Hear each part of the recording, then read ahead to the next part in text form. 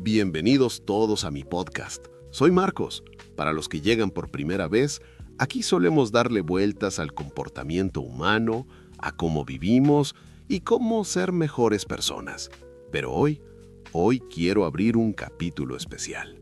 Voy a dedicarle tiempo a un autor que me ha volado la cabeza, a Choles. Vamos a analizar su obra y su visión del mundo porque creo que hay mucho que rascar ahí. ¿Qué tal, Choles? Qué bueno que te pasaste por acá. Estaba releyendo una parte de lo tuyo y de verdad me dejó pensando en algo. Te cuento, me quedé con esa imagen de la mano que brota de la madera intentando alcanzar un pájaro en vuelo. Ese espacio en blanco entre los dedos y las patas del ave. Dijiste que ahí, en ese casi, está la verdad del sujeto. Y yo me pregunto, ¿por qué crees que nos da tanto miedo que el pájaro aterrice? O sea, pasamos la vida construyendo puentes para conectar con los demás, pero cuando la conexión está a punto de suceder, retrocedemos. ¿Qué hay en ese miedo que no estamos queriendo ver? Y otra cosa, hablas de la madera como esa estructura de defensa que armamos para sobrevivir.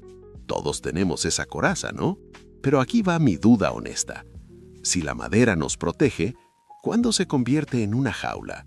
Porque he visto gente tan blindada que ya ni ellos mismos pueden entrar a su propia casa interior.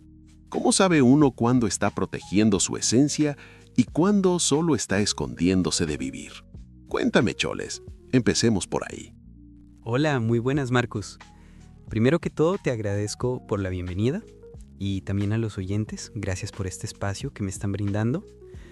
Para responder a tu pregunta, me parece interesante que la conversación haya tomado este rumbo porque uno de los mayores miedos del ser humano es sentirse vulnerable. La vulnerabilidad como concepto genera incomodidad, nos hace sentir expuestos, inestables y con la sensación de que lo que hacemos o somos puede ser rechazado por los demás. Y ahí hay algo clave, el ser humano es un ser social. Incluso desde la ciencia se nos define como animales sociales. Pero precisamente por eso el miedo al rechazo se vuelve tan fuerte. Ese temor puede hacernos sentir inútiles o fuera de lugar, como si no encajáramos. Por eso muchas veces optamos por algo más sencillo, mentir o al menos maquillar lo que realmente somos con tal de adaptarnos y evitar ese rechazo social. Y el problema es que cuando mostramos quiénes somos de verdad, aparece el miedo a que nos vean como raros. Pero la realidad es otra. Todos somos raros, todos. La diferencia es que muchos no lo admiten, por miedo a no encajar en lo que la sociedad espera. Y ahí es donde entra algo que para mí es fundamental. La sociedad en muchos casos funciona como una fachada, una estructura sostenida por máscaras y pequeñas mentiras que permiten mantener esa sensación de orden. De hecho, es uno de los pilares más importantes en lo que desarrollo en mis libros, el análisis de lo social como un sistema construido más que como algo completamente auténtico. Uf, Choles, justo ahí le diste al clavo. Todos somos raros, todos. Esa frase, dicha así, sin adornos, es de las que te hacen parar la oreja. Y fíjate qué curioso, lo que acabas de describir, esa fachada social sostenida por máscaras, es exactamente lo que yo veo todos los días. La gente llegando al trabajo, sonriendo en la fila del supermercado, publicando en redes, y uno siente que hay un guión, como si todos hubiéramos acordado actuar en la misma obra sin haber ensayado juntos. Pero déjame hacerte una pregunta incómoda, de las que duelen un poco. Si la sociedad es esa estructura de máscaras, ¿quién se pone la primera? O sea, pienso en un niño. Un niño no nace sabiendo que tiene que maquillar lo que siente. Aprende. Aprende que si llora en público, lo callan. Que si dice lo que piensa, a veces lo miran raro. Que si se emociona demasiado, lo bajan de nube. Entonces, mi duda es esta. ¿La máscara es una defensa que construimos contra el mundo o es el mundo el que nos la va poniendo capa por capa hasta que ya no nos recordamos cómo era nuestra cara sin ella? Y más aún, si todos estamos actuando, ¿en qué momento la actuación deja de ser una herramienta y se convierte en una prisión? Cuéntame, porque eso me tiene pensando. ¿Cuándo fue la última vez que tú mismo te quitaste la máscara, no por grabar un podcast, sino por estar contigo? Vaya, interesante lo que proponen. Y siendo sincero, si uno intenta llegar al origen de todo esto, al momento en que empezamos a usar esa máscara, diría que ocurre cuando nos imponen ciertas ideas y reglas sobre cómo funciona el mundo. Es decir, cuando empezamos a sentir inseguridad frente a lo que somos o a lo que queremos ser. Por ejemplo, recuerdo que cuando era niño me fascinaban las plantas. Antes de interesarme por la escritura o el arte, eso era lo que realmente me llamaba la atención. Un día se lo comenté a mis padres. Les dije que me gustaría estudiarlas, entenderlas a fondo.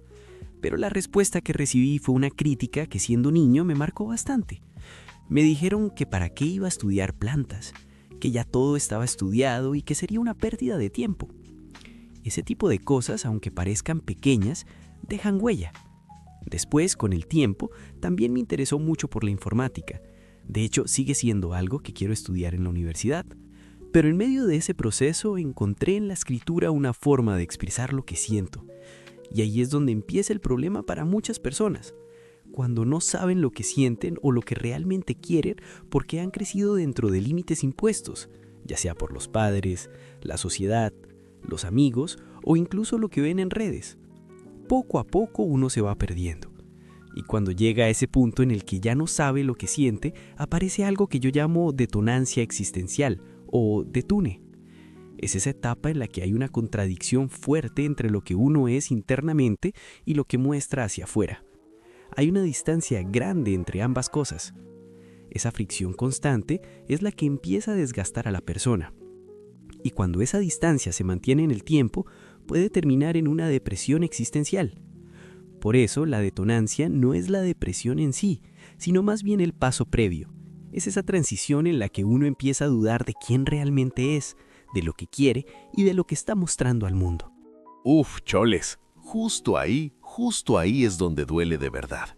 Esa historia de las plantas, de ese niño que quería entender cómo crecen las cosas y se topó con un ¿para qué? Que no era pregunta, era sentencia. Eso no es una anécdota pequeña. Eso es el momento exacto donde la madera empieza a crecer alrededor de la carne. Me quedé pensando en algo.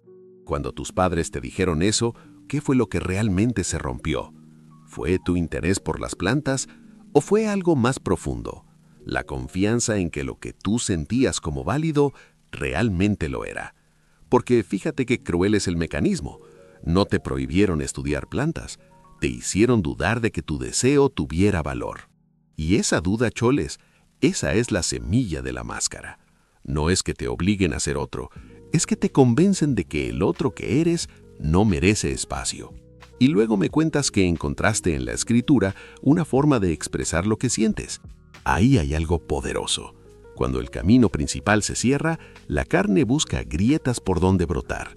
La informática, la escritura, son intentos de reconectar con ese núcleo que alguien intentó apagar. Pero déjame preguntarte esto, y voy a ser honesto porque creo que a los oyentes también les va a resonar. Cuando sientes esa detonancia existencial, ese detune del que hablas, ¿cómo te das cuenta de que es una señal de alerta y no solo un mal día? Porque mucha gente vive en esa fricción constante y la normaliza. Se despiertan cansados, se acuestan vacíos y piensan que así es la vida. ¿Cuál fue tu primera señal de que no era normal, sino que algo en tu arquitectura interna estaba crujiendo? La verdad es que sí, es un poco duro hablar de esa etapa de la niñez y de lo que, en cierto sentido, se perdió. Si hoy tuviera la oportunidad de volver a estudiar o profundizar en el tema de las plantas, lo haría. Pero ahora existe esa duda, si realmente valdría la pena. Y con respecto a la otra pregunta, sí hay una diferencia clara entre lo que llamo detonancia existencial y la depresión. La depresión, como la entiendo, es una tristeza profunda ligada a una pérdida del ser. Es un punto en el que ya no sabes quién eres. Tu esencia queda completamente diluida en el ruido de la sociedad. En cambio, la detonancia existencial ocurre antes. Es el momento en el que empiezas a dudar de tu existencia, de lo que realmente eres. En mi caso, Eso se volvió evidente en una etapa bastante fuerte de mi vida.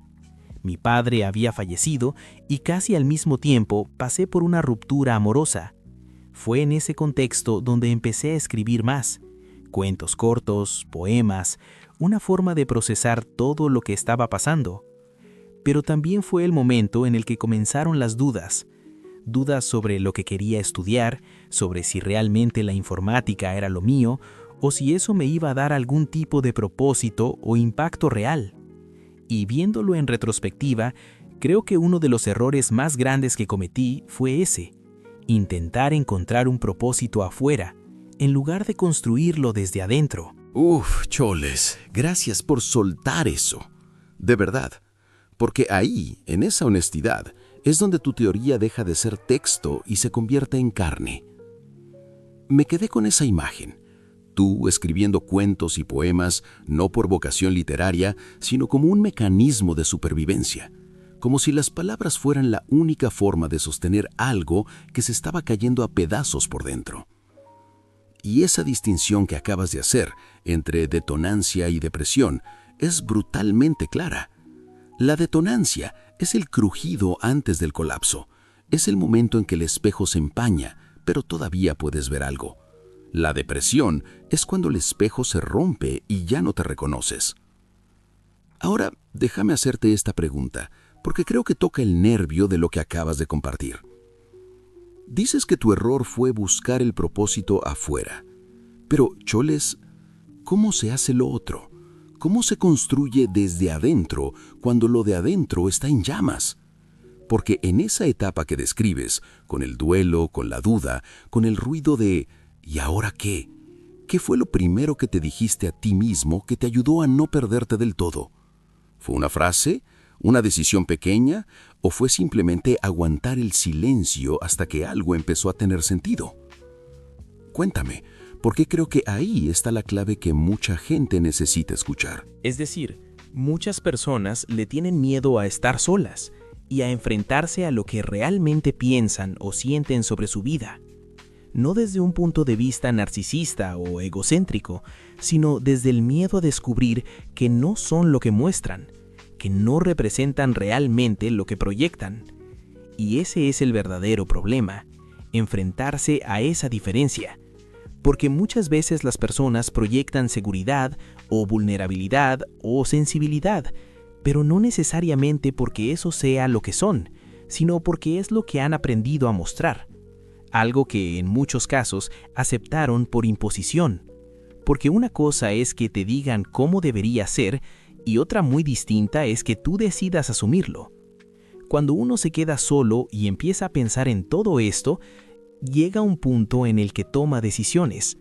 En mi caso, decidí que no iba a seguir permitiendo que otros definieran lo que pienso o lo que soy. Y fue precisamente desde ese momento, cuando empecé a escribir desde esa perspectiva, que choqué con algo incómodo, la realidad. Porque incluso siendo consciente de todo eso, uno se da cuenta de que todavía sigue usando máscaras. Uf, Choles, ahí le diste justo en el nervio. Esa última frase es de las que dejan eco. Incluso siendo consciente, uno sigue usando máscaras. Es como si la conciencia no fuera un interruptor que apaga la actuación, sino una luz que te permite ver que estás actuando, pero sigues actuando. Y fíjate qué curioso lo que planteas. No es que la máscara sea mala en sí misma. El problema no es usarla, el problema es olvidar que la llevas puesta. Cuando dices que decidiste no dejar que otros definieran lo que piensas o eres, eso suena a soberanía, pero luego llega la realidad y te susurra, ¿seguro?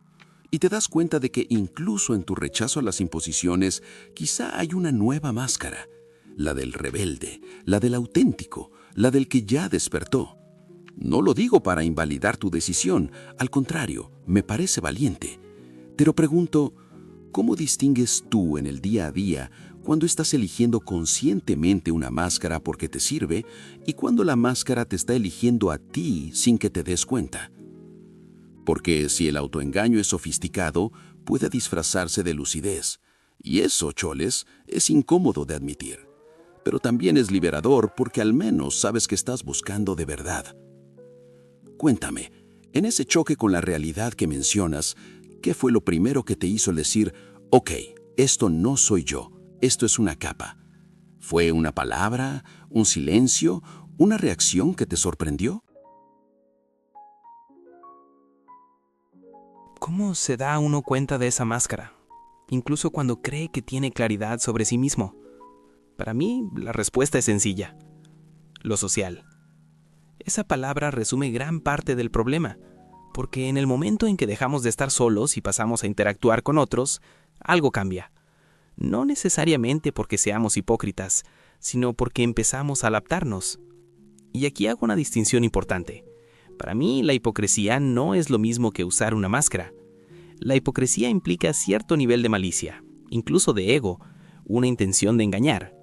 En cambio, la máscara muchas veces es un mecanismo de protección. Es la forma en la que una persona regula lo que muestra, no para manipular, sino para encajar, para evitar conflicto o rechazo. Por eso no lo veo como algo completamente negativo. En muchos casos es simplemente una herramienta de adaptación a la realidad social. Uf, Choles, ahí le diste en el punto exacto. Esa distinción que acabas de hacer entre hipocresía y máscara es de las que te hacen parar la oreja.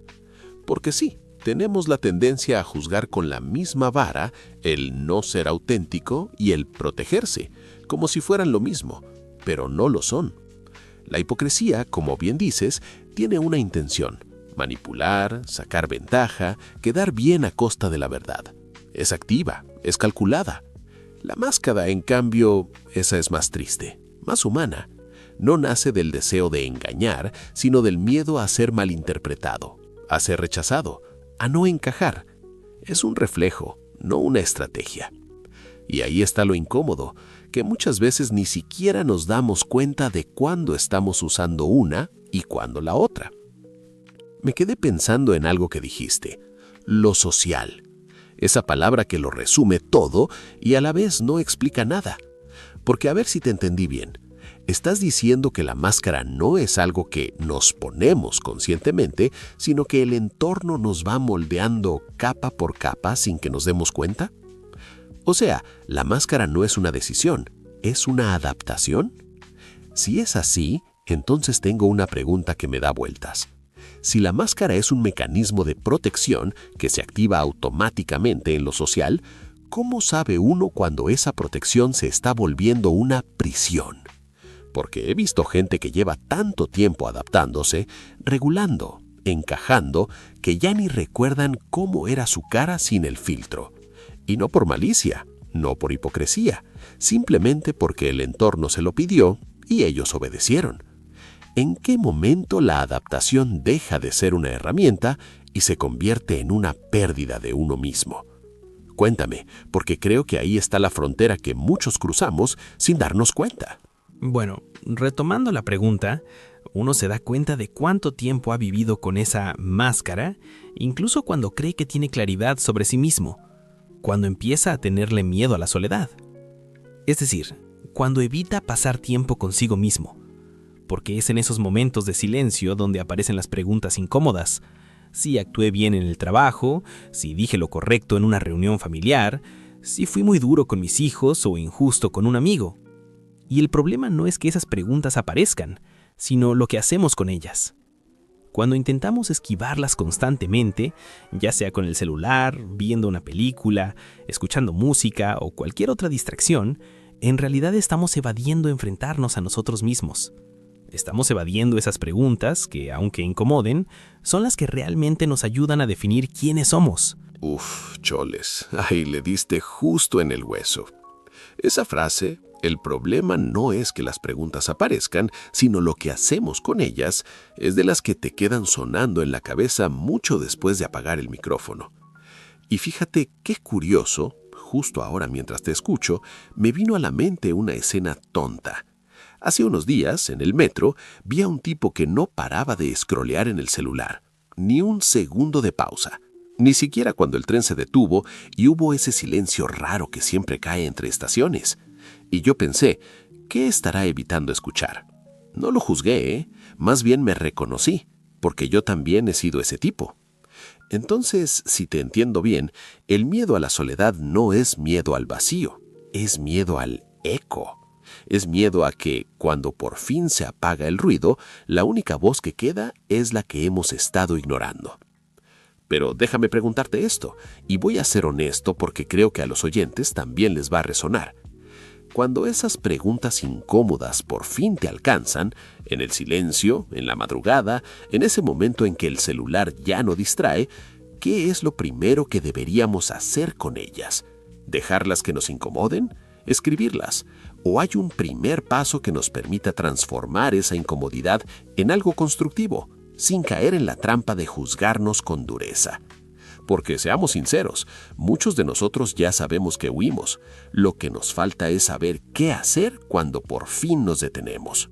Cuéntame, Choles, ¿cuál es el siguiente movimiento? La realidad es que no importa tanto cómo enfrentes esas preguntas. Puede ser escribiéndolas, meditándolas o incluso enfrentándolas de forma más directa. Lo importante es no ignorarlas, porque al final de lo que se trata es de responderlas, de darle una respuesta a ese silencio. Y en el simple hecho de intentarlo, de sentarte a responderte a ti mismo, ya estás haciendo algo importante. Estás empezando a entenderte. Te estás dando tu propio espacio, tu propio valor, tu propio reconocimiento. Claro, ahí está la clave. No es el método, es la dirección. Te compro esa idea por completo. Porque al final, ese silencio que tanto nos asusta no es un vacío que haya que tapar, es una pregunta esperando respuesta. Y cuando te sientas a responderte, aunque sea con temblores, ya estás haciendo lo más difícil, romper el ciclo de la evasión. Es justo lo contrario a lo que hacemos casi todos, llenar el hueco con ruido, con pantallas, con ocupaciones que nos dejan exhaustos, pero intactos por dentro. Tú lo planteas al revés. El vacío no es un enemigo, es un espacio que te pertenece. Y el simple hecho de habitarlo, aunque duela, ya es un acto de respeto hacia ti mismo. Pero déjame hacerte una pregunta de esas que la gente se hace a las 3 de la mañana, cuando por fin apaga el teléfono y se queda a solas con lo que realmente pesa. ¿Qué pasa cuando la respuesta que te das no te gusta?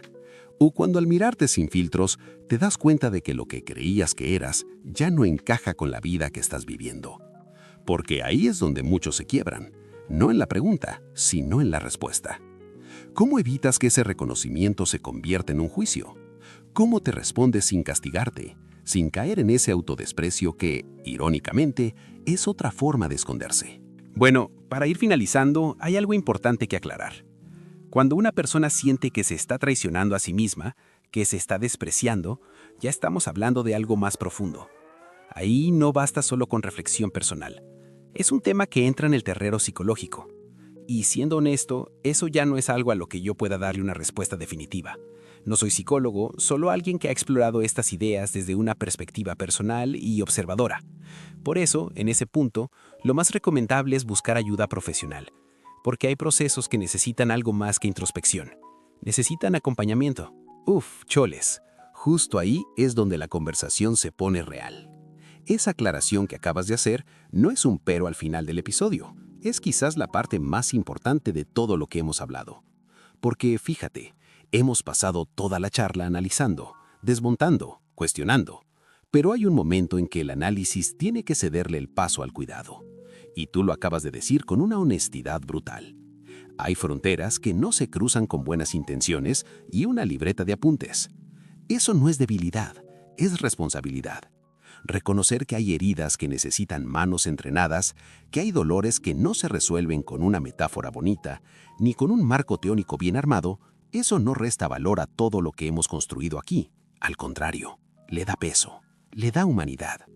Porque al final, Choles, de eso se trata esto, de no confundir la claridad con la cura, de entender que la introspección es una herramienta poderosa, pero no es la única, y que pedir ayuda no es rendirse, es elegir vivir. Bueno, para ir finalizando, ya veo que nos extendimos y no tenemos todo el día, pero me fascinaría seguir. Choles, de verdad, gracias por aclarar estas dudas, me dejas con más preguntas que respuestas para la próxima. Y a todos ustedes que nos escuchan, si algo de lo que hablamos hoy les resonó, si sintieron que alguna pieza encajó o que alguna pregunta les quedó dando vueltas, guárdenla, no la fuercen, déjenla respirar. Y si algo duele demasiado para sostenerlo solos, por favor busquen a alguien que pueda caminar ese trecho con ustedes. No hay vergüenza en eso, hay valentía. Gracias a todos por escucharnos. En el próximo episodio vamos a profundizar en cómo construir vínculos reales sin perder la propia esencia. Soy Marcos, me despido, los quiero mucho.